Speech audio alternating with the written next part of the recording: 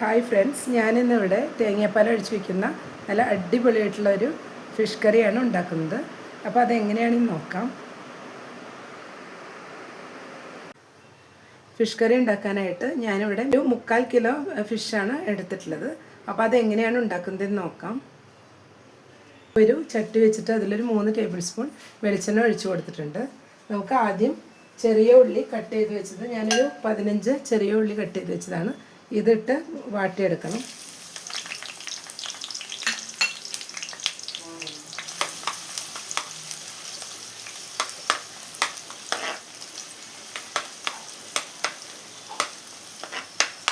ഇതിലേക്ക് നമുക്ക് ഈ സമയം തന്നെ കുറച്ച് വേപ്പിലയും 3 പച്ചമുളക് കട്ട് ചെയ്ത് വെച്ചതും 1 ടേബിൾ സ്പൂൺ ഇഞ്ചി ചതച്ചതും കൂടെ ഇട്ട് കൊടുക്കാം.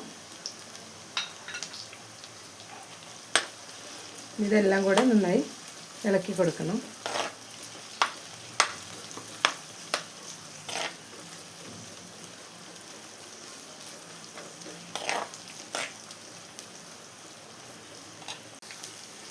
ഇപ്പോൾ നമ്മുടെ ഉള്ളിയെല്ലാം വാടി വന്നിട്ടുണ്ട്. ഇനി ഈ സമയം നമുക്കിതിലേക്ക് അല്പം മഞ്ഞൾപ്പൊടി ഇട്ട് കൊടുക്കണം. ഞാനിപ്പോൾ ഒരു 1/2 ടീസ്പൂൺ മഞ്ഞൾപ്പൊടിയാണ് ഇട്ട് കൊടുക്കുന്നത്. എന്നിട്ടൊന്ന് ഇളക്കി കൊടുക്കാം. ഇനി ഈ സമയം തന്നെ ഇതിലോട്ട് നമുക്ക് ഒരു തക്കാളി കട്ട് ചെയ്ത് വെച്ചതാണ്, അതിപ്പോൾ ചേർത്ത് കൊടുക്കാം. മീഡിയം സൈസ് തക്കാളിയാണ് കട്ട് ചെയ്ത് വെച്ചിട്ടുള്ളത്.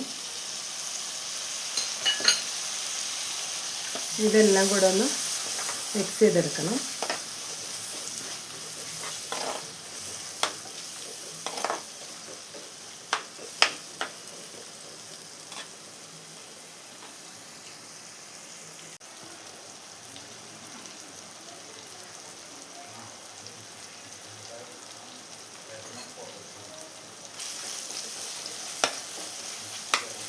അപ്പോൾ നമ്മുടെ തക്കാളിയും നന്നായി കുക്കായി വന്നിട്ടുണ്ട്. ഇത്രയും മതിയാവും. ഇനി നമുക്ക് ഇതിലേക്ക് ബാക്കി പൊടികളും കൂടെ ചേർത്ത് കൊടുക്കാം. ഞാൻ ഇതിലോട്ടൊരു 1.5 ടേബിൾ സ്പൂൺ മുളക് പൊടി ചേർത്ത് കൊടുക്കുന്നുണ്ട്.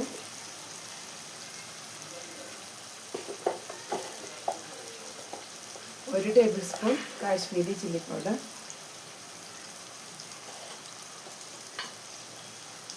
ഇനി ഒരു 1.5 ടേബിൾ സ്പൂൺ മല്ലിപ്പൊടി, പിന്നെ ആവശ്യത്തിനുള്ള ഉപ്പും കൂടെ ചേർത്ത് കൊടുക്കാം.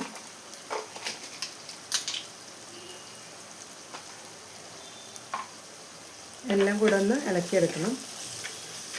റോസ് സ്മെല്ലൊന്ന് മാറി കിട്ടുന്നവരെ ഒന്ന് മിക്സ് ചെയ്ത് കൊടുക്കാം.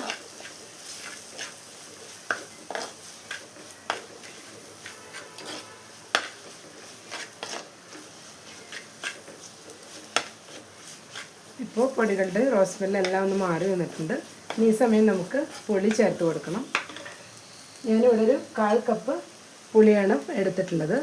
അത് നമുക്ക് പുളിക്കനുസരിച്ച് ഓരോ പുളിയുടെ ലെവലനുസരിച്ച് നമുക്ക് കൂട്ടിയും കുറച്ചെടുക്കാവുന്നതാണ്.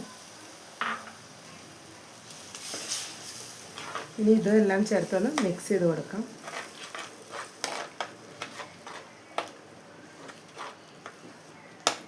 ഇനി നമുക്കിതിലേക്ക് ഒരു 1.5 കപ്പ് വെള്ളം ചേർത്ത് കൊടുക്കണം.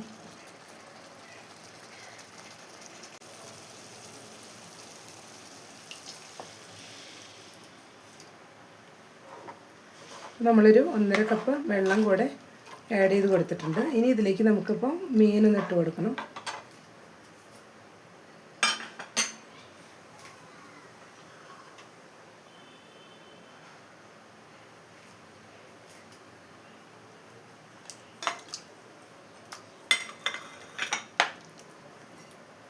ഇനി ഇതൊന്ന് മൂടി വെച്ച് തിളപ്പിച്ചെടുക്കാം.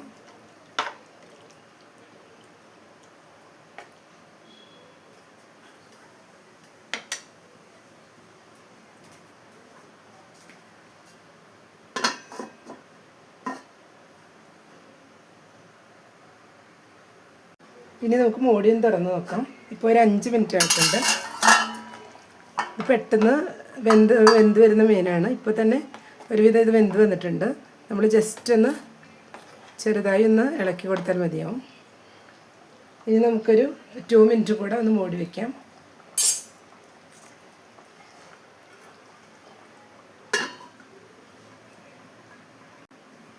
ഇനി നമുക്ക് മൂടിയും തുറന്ന് നോക്കാം. എല്ലാം കൂടെ നന്നായി തിളച്ച് വന്നിട്ടുണ്ട്. അധികം ഇളക്കി കൊടുക്കേണ്ട ആവശ്യമില്ല. അപ്പോൾ ഈ സമയം നമുക്ക് ഇതിലായിട്ട് തേങ്ങാപ്പാൽ ഒഴിച്ചു കൊടുക്കാം.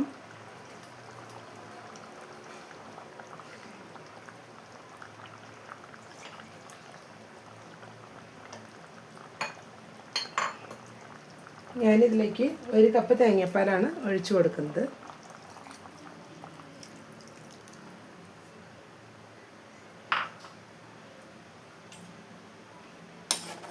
എന്നിട്ട് ജസ്റ്റ് ഒന്ന് മിക്സ് ചെയ്ത് കൊടുക്കാം.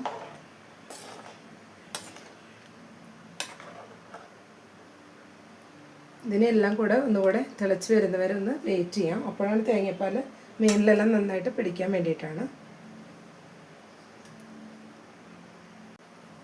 നമുക്കൊന്ന് മൂടി വെച്ച് കൊടുക്കാം.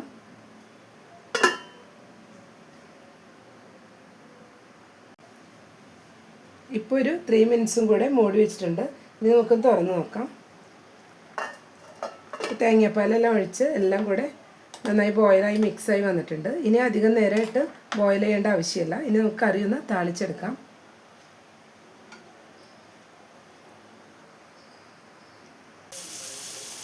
ഫിഷ് കറി താളിക്കാനായിട്ട് ഞാനിപ്പോൾ ഒരു ചെറിയ പാൻ വെച്ച് കൊടുത്തിട്ട് ഒരു 2 ടേബിൾ സ്പൂൺ വെളിച്ചെണ്ണ ഒഴിച്ച് കൊടുത്തിട്ടുണ്ട്.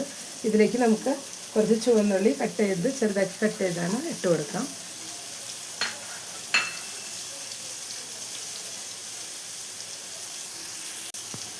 കുറച്ച് വേപ്പില കൂടെ ഈ സമയം നമുക്ക് ചേർത്ത് കൊടുക്കണം. രണ്ടും കൂടെ നന്നായി മിക്സ് ചെയ്തിട്ട് ഈ ഉള്ളിയെല്ലാം ഒന്ന് ഒരു ഗോൾഡൻ ബ്രൗൺ കളറാവുന്ന വരെ നമുക്കൊന്ന് ഫ്രൈ ചെയ്തെടുക്കണം.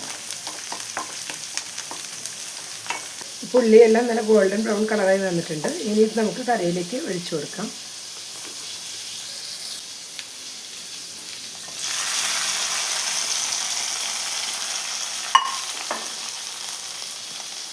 ഇനി ജസ്റ്റ് ഇതൊന്നെല്ലാം കൂടെ ഒന്ന് ചെറുതായി മിക്സ് ചെയ്ത് കൊടുക്കാം.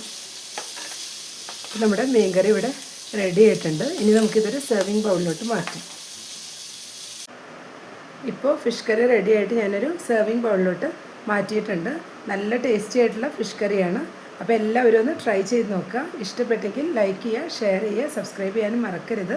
Thank you.